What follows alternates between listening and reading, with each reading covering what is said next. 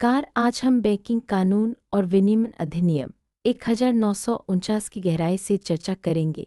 ये वीडियो आपको बैंकिंग की मूल अवधारणाओं से लेकर भारतीय बैंकिंग प्रणाली के इतिहास और महत्व तक हर पहलू को विस्तार से समझाएगा। बैंकिंग न केवल एक व्यवसाय है, बल्कि ये देश की अर्थव्यवस्था की रीढ़ भी है। बैंकिंग कानूनों को समझना हर नागरिक के लिए जरूरी है, ताकि बैंकिंग एक ऐसी व्यावसायिक गतिविधि है जिसमें जनता से जमा राशि स्वीकार की जाती है और उसे लाभ कमाने के लिए ऋण के रूप में दिया जाता है। बैंक बचत करने वालों और उधार लेने वालों के बीच मध्यस्थ की भूमिका निभाते हैं। बैंकिंग का ये मॉडल समाज में पूंजी के प्रवाह को सुचारू बनाता है और आर्थिक विकास को गति देता है। जब आप बैंक में पैसा जमा करते हैं तो बैंक उस पैसे को बैंकिंग में दो मुख्य दरें होती हैं, जमा दर और ऋण दर। जमा दर वह ब्याज है जो बैंक अपने ग्राहकों को उनकी जमा पर देता है, वहीं ऋण दर वह ब्याज है जो बैंक उधार लेने वालों से वसूलता है। इन दोनों दरों के बीच का अंतर ही बैंक का शुद्ध लाभ होता है, जिसे शुद्ध ब्याज प्रसार कहा जाता है। ये बैंक के संचालन का आधार है और इससे बैंक की आय और मुनाफा तय होता है।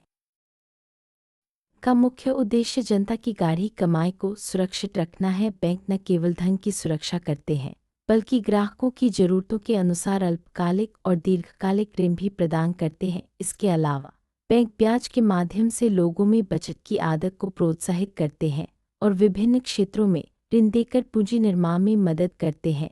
इस तरह बैंकिंग आर्थिक विकास का एक महत्वपूर्ण बैंकिंग प्रणाली पूंजी निर्माण में अहम भूमिका निभाती है। जब बैंक विभिन्न क्षेत्रों में ऋण देते हैं तो इससे नए व्यवसाय शुरू होते हैं, रोजगार के अवसर बढ़ते हैं और आर्थिक गतिविधियों को बल मिलता है। बैंकिंग के माध्यम से पूंजी का सही दिशा में प्रवाह सुनिश्चित होता है, जिससे देश की अर्थव्यवस्था मजबूत होती है। बैंकिंग विनियमन अधिनियम 1949 भारतीय बैंकिंग कंपनियों के कामकाज को नियंत्रित करता है। यह अधिनियम बैंकिंग क्षेत्र में पारदर्शिता, सुरक्षा और अनुशासन सुनिश्चित करता है। इसके तहत बैंकिंग कंपनियों के लिए कई नियम और शर्तें निर्धारित की गई हैं, जिनका पालन करना अनिवार्य है। बैंकिंग विनियमन अधिनियम की धारा 8 के अनुसार बैंक सीधे वस्तुओं को खरीदने, बेचने या विनिमय करने का काम नहीं कर सकते। इसका उद्देश्य बैंकिंग को केवल वित्तीय सेवाओं तक सीमित रखना है, ताकि बैंक अपने मुख्य कार्यों पर ध्यान केंद्रित कर सके और जोखिम कम हो। धारा 9 के अनुसार बैंक अपनी उपयोगिता के अलावा किसी भी अचल संपत्ति को 7 साल से अधिक समय तक नहीं रख सकते। यह प्रावधान बैंकों को गैर बैंकिंग गतिविधियों में निवेश से रोकता है और उन्हें अपने मुख्य कार्यों पर केंद्रित रखता है। धारा 10 के तहत बैंक के बोर्ड के सदस्यों में कम से कम 51% ऐसे लोग होने चाहिए जिन्हें बैंकिंग, कानून या वित्त जैसे क्षेत्रों में विशेष अनुभव हो। इससे बैंकिंग संचालन में विशेषज्ञता और पारदर्शिता बनी रहती है। धारा 11 के अनुसार प्रत्येक बैंक को भारतीय रिजर्व बैंक द्वारा निर्धारित न्यूनतम चुकता पूंजी रखना अनिवार्य है। यह प्रावधान बैंक की वित्तीय स्थिरता और जमाकर्ताओं के हितों की सुरक्षा के लिए जरूरी है। भारतीय बैंकिंग प्रणाली का इतिहास 3 प्रमुख चरणों में विभाजित किया जा सकता है। प्रत्येक चरण में बैंकिंग के स्वरूप और कार्यप्रणाली में महत्वपूर्ण बदलाव आए हैं। आइए इन तीनों चरणों को विस्तार से समझते हैं। 1947 से पहले भारतीय बैंकिंग प्रणाली में 600 से अधिक बैंक थे। बैंक ऑफ हिंदुस्तान 1770 भारत में स्थापित पहला बैंक था। इस दौर में बैंकिंग का स्वरूप असंगठित था और कोई केंद्रीय नियंत्रण नहीं था।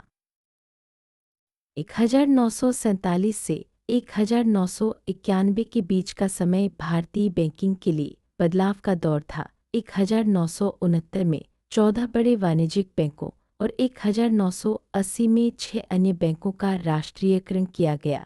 इससे बैंकिंग प्रणाली में स्थिरता और विस्तार आया। 1991 के बाद भारतीय बैंकिंग प्रणाली में उदारीकरण और आधुनिक तकनीक का प्रवेश हुआ। निजी और विदेशी बैंकों की संख्या बढ़ी, जिससे बैंकिंग सेवाएं अधिक प्रतिस्पर्धी और ग्राहकों के अनुकूल बनी। आधुनिक समय में बैंकिंग का महत्व कई स्तरों पर है। बैंक आर्थिक स्थिरता बनाए रखने, व्यापार को बढ़ावा देने और तरलता सुनिश्चित करने में मदद करते हैं। बैंकिंग के बिना आर्थिक गतिविधियों का संचालन असंभव है। बैंक मुद्रास्फीति और मंदी जैसी आर्थिक समस्याओं को नियंत्रित करने में मदद करते हैं। वे मौद्रिक नीति के माध्यम से बाजार में पैसे के प्रवाह को संतुलित रखते हैं, जिससे अर्थव्यवस्था स्थिर बनी रहती है। बैंक लेटर ऑफ क्रेडिट और बिल ऑफ एक्सचेंज जैसी सुविधाएं प्रदान करते हैं, जिससे व्यापार करना आसान हो जाता है। ये सेवाएं व्यापारिक लेनदेन को सुरक्षित और तेज बनाती हैं।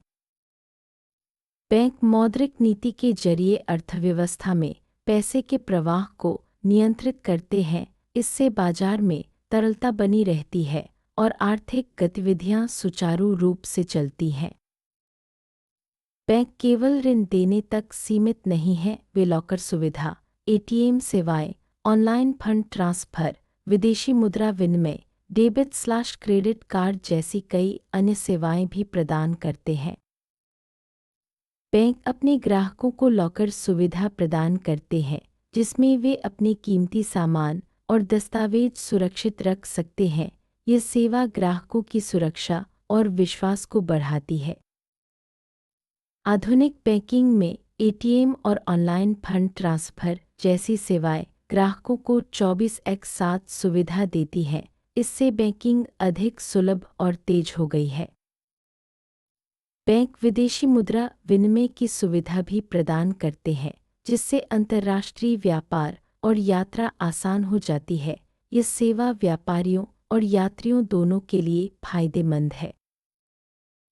बैंक अपने ग्राहकों को डेबिट और क्रेडिट कार्ड जारी करते हैं, जिससे खरीदारी और भुगतान की प्रक्रिया आसान और सुरक्षित हो जाती है। कार्ड सेवाओं ने बैंकिंग को डिजिटल युग में नई ऊंचाइयों तक पहुंचाया है। बैंकिंग केवल आर्थिक गतिविधियों तक सीमित नहीं है, बल्कि यह समाज के हर वर्ग के लिए जरूरी है। बैंकिंग सेवाएं समाज में वित्तीय समावेशन और समानता को बढ़ावा देती हैं।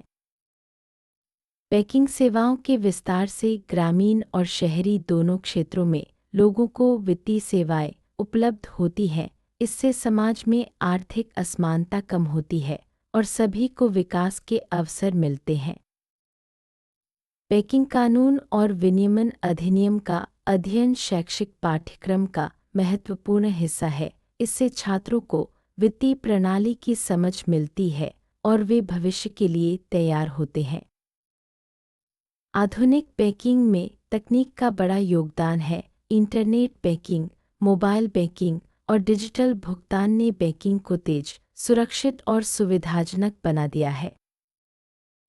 डिजिटल बैंकिंग सेवाओं के माध्यम से ग्राहक घर बैठे ही अपने खाते का संचालन, भुगतान और अन्य वित्तीय कार्य कर सकते हैं। इससे समय और संसाधनों की बचत होती है। बैंकिंग कानून ग्राहकों की सुरक्षा के लिए कई प्रावधान करता है। इससे ग्राहकों का विश्वास बढ़ता है और वे निडर होकर बैंकिंग सेवाओं का लाभ उठाते हैं। भारतीय रिजर्व बैंक आरबीआई बैंकिंग क्षेत्र की प्रमुख नियामक संस्था है। ये बैंकिंग कंपनियों के संचालन, पूंजी और अन्य नियमों की निगरानी करता है। बैंकिंग कानून पारदर्शिता और जवाबदेही को बढ़ावा देता है। इससे बैंकिंग संचालन में विश्वास और स्थिरता बनी रहती है। बैंकिंग कानून जोखिम प्रबंधन के लिए दिशानिर्देश देता है। इससे बैंक अपने संचालन में जोखिम को पहचानकर उसका समाधान कर सकते हैं। बैंकिंग क्षेत्र में रोजगार के कई अवसर हैं। बैंकिंग सेवाओं के विस्तार से नए पद सृजित होते हैं, जिससे युवाओं को करियर के नए विकल्प मिलते हैं। बैंकिंग कानून के तहत ग्राहकों को बेहतर सेवा देने के लिए लगातार सुधार किए जाते हैं। इससे ग्राहक संतुष्टि और बैंक की साख दोनों बढ़ती है। बैंकिंग क्षेत्र में नवाचार से नई सेवाएं और उत्पाद विकसित होते हैं। इससे बैंकिंग अधिक प्रतिस्पर्धी और ग्राहकों के लिए आकर्षक बनती है। बैंकिंग कानून नैतिकता और ईमानदारी को बढ़ावा देता है।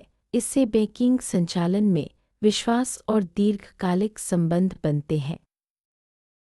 बैंकिंग प्रणाली राष्ट्र के आर्थिक विकास में महत्वपूर्ण भूमिका निभाती है।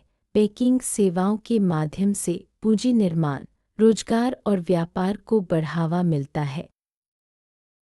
समय समय पर बैंकिंग कानूनों में संशोधन किए जाते हैं ताकि वे बदलती आर्थिक परिस्थितियों के अनुरूप बने रहें। इससे बैंकिंग प्रणाली मजबूत और प्रासंगिक बनी रहती है। बैंकिंग प्रणाली में पारस्परिकता का महत्व है। बैंक और ग्राहक दोनों एक दूसरे पर निर्भर करते हैं, जिससे आर्थिक गतिविधियां सुचारू रूप से चलती हैं। बैंक सामाजिक उत्तरदायित्व के तहत शिक्षा, स्वास्थ्य और पर्यावरण जैसे क्षेत्रों में भी योगदान देते हैं। इससे समाज का समग्र विकास होता है। ग्राहकों की शिकायतों के निवारण के लिए बैंकिंग कानून में विशेष प्रावधान है। इससे ग्राहकों को न्याय और संतुष्टि मिलती है। बैंकिंग क्षेत्र पर्यावरण संरक्षण के लिए ग्रीन बैंकिंग जैसी पहल करता है। इससे सतत विकास को बढ़ावा मिलता है। नवाचार के साथ साथ बैंकिंग क्षेत्र को साइबर सुरक्षा, डेटा गोपनीयता और तकनीकी बदलाव जैसी चुनौतियों का सामना भी करना पड़ता है। भविष्य में बैंकिंग और अधिक डिजिटल, सुरक्षित और ग्राहक केंद्रित होगी। तकनीक के साथ बैंकिंग सेवाओं का विस्तार और नवाचार जारी रहेगा। अंत में बैंकिंग कानून और विनियमन अधिनियम न केवल बैंकिंग प्रणाली को सुरक्षित और पारदर्शी बनाते हैं, बल्कि देश के आर्थिक विकास में भी अहम भूमिका निभाते हैं। बैंकिंग का ज्ञान हर नागरिक के लिए जरूरी है ताकि वे अपने वित्तीय जीवन को बेहतर बना सके। धन्यवाद।